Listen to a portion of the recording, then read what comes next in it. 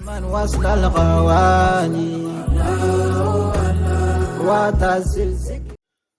أعوذ بالله من الشيطان الرجيم. بسم الله الرحمن الرحيم، والصلاة والسلام على رسول الله محمد بن عبد الله صلى الله عليه وآله وسلم تسليما كثيرا. الحمد لله. Allah bɛ b'a cɛ a n'a muso an bɛ bɛɛ lajɛlen fo maa minnu bɛ k'an filɛ YouTube sanfɛ ani maa minnu bɛ k'an filɛ Facebook sanfɛ fo ka taa se media tɔ bɛɛ lajɛlen ma kibaru bɛ kɛ an b'a deli Ala fɛ yarabi Ala ka hɛrɛ kɛ an ni aw ye. O la bi su in na ni Ala sɔnna aw bisimila an ka question kɛnɛ kan ni Ala ka jɛ ye. O la an ni an ka belebele bɛ ɲɔgɔn fɛ su in na an n'an ɲɛ jɔyɔrɔ bɛ ɲɔgɔn fɛ ni o ye Cheikh Amadu Sidibe Banugo Amadu Mundugula Farada Sabolima. O la question dɔ bɛ an bolo su in na ni Ala sɔnna an b'a fɛ ka o question kɛ a la ni Ala sɔnna ma an b'a ɲini an lamɛnbaga bɛɛ lajɛlen fɛ n'an filɛbagaw bɛɛ k'i tulo kɛrɛfɛ sigi ni Ala sɔnna ma nafabaw an bɛna olu sɔrɔ bi su in na kumakan ninnu na ni Ala ka jɛ ye. N b'a fɔ Cheikh Amadu salamu alaikum wa rahmatulahi wa barakatuh. Wa alaikum assalam wa rahmatullahi wa barakatuh. Alhamdulillahi rabbil alamina. Cheikh Amadu an nana su in na ka na ɲininkali dɔw b'an bolo an b'a fɛ ka olu kɛ i la diinɛ yɛrɛ kun kan parce que n'i ye an ka diinɛ taabolo jateminɛ an ka jamana kɔnɔ yan nɔ diinɛ siraw ka ca yan kerecɛnw bɛ yan silamɛw fana bɛ yen.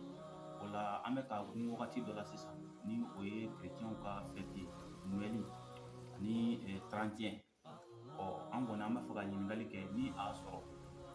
Noël a fɛtili walima 31 fɛtili a bɛ bɛn silamɛ ye wa walima a tɛ bɛn silamɛ ye walima fɛti cogo jumɛn b'a la. أعوذ بالله السميع العليم من شر الشيطان الرجيم. بسم الله الرحمن الرحيم وصلي على سيدنا محمد ونبينا صلى الله عليه وسلم. an bɛ taga ɲini setigi Ala fɛ k'an danga sitana dangatɔ in dɔrɔn ma. O kɔfɛ an bɛ tila ka sɔli danfɛnw n'o mandi kan n'o ye Alakira Muhamadu sallallahu alaihi wa sallam.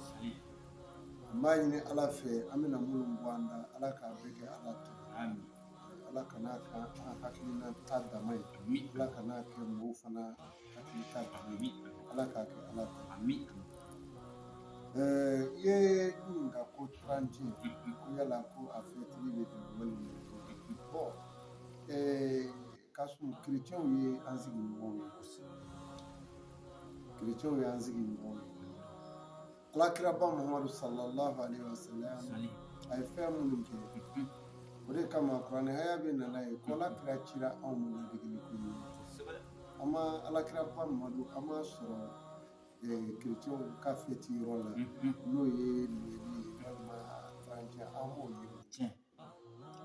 kita wuti diɲɛ fan si fɛ. N'i y'a sɔrɔ u yɛrɛw b'a dilan komi u bɛ caman dilan u yɛrɛ ye sisan u b'u hakilina dɔw dilan u yɛrɛ ye mais Alakira taara ka minnu to an bolo an m'a ye o la kuranɛ kɔnɔ k'a taara fɛti kɛ l'église la walima Noël la anw ma kira ni kerecɛnw jɛra.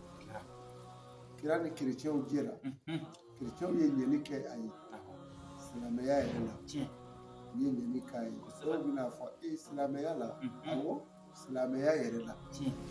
silamɛw ɲɛ ganna don min ma kan u taara u kalifa dugu min na n'o ye Abasɛ u taara jɔnw fɛ yen u ma taa alimami fɛ yen u taara maa min fɛ yen u tun bɛ najasi la o don kerecɛnkuntigi tun bɛ yan wala n'i ti minnu ɲɛ dɔn i b'o ɲɛ de ɲini. Kerecɛnw ye ɲɛni k'a ye a yɛrɛ ka diinɛ la mais a ko a ye kerecɛn den furu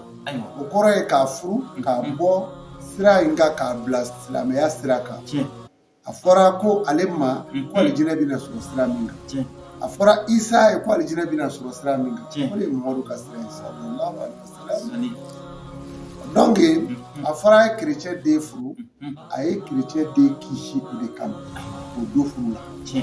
mais a ko silamɛ kana den di kerecɛn ma olu tɛ furu yɔrɔ a ma fɔ tan wala bon o fɔra yɔrɔ min na furu yɛrɛ balila k'a di mɔgɔ min ma yɔrɔ min ma ko min kama i b'a dɔn kerecɛnw ka furusiri la ne hakili la silamɛya y'a daga an ka furusiri yɔrɔ tɛ l'église kɔnɔna ye Voilà, mais au bega be ko ni bi parce que ala ma hikma du mo chama ma o be gafe kala mo yiti no kadu ya me ndado e jume e fitini mingala ni tse ko fara nyonga kama ni ndado be kaka ye chie mingala ni desera ko chie fo kaba fo kata kodo we ndado e mana Noël te alakira Muhammadu sallallahu alaihi wasallam Noël ta ka feti Zeri bien Noël ta ka feti kira ni chrétien o gela ye sebo shinyo onje sigi nyoyala o make selame o fana yere ni chrétien o gela bari kire nyon do kara zabolde ka yorola Italy Rome asambora ngono sigi yorola seli wati sira basiliki na réunion ingere mo mise ka ben so dien le nuna o réunion de kuno seli wati sira we yoro do du mo l'église belebele pay afa do jiru mo taru sili est-ce qu'il y a femme wala nunu munu fle nun de mo bo sila me na nu nye do nu teme jogo bi est-ce qu'il y a femme sinon ma munu ala ka lafiya ku ala ka fiye boda duma nous beta kasula ou ka serike kasula silame chrétien ba ka serike kasula kasu ko ndem misiri l'église fonate ou beta koné beti ka serike wa batu bi mene donc on a kayoro luti ma boss la mela mais famille ka feti afora isa ma yoromina afora isa ma ko ala de we haramu de ala dente amafota ala ka chire do ko a chira kana mo do chetiya ko bina we joy ahmadu no ye maharo lamin no ye zamzami anana kana o chetiya ya famu aye geleya soro kuma indiro ko sebe amaketia donc o isa ka foko Noël be feti silame fe ika feti te ya famu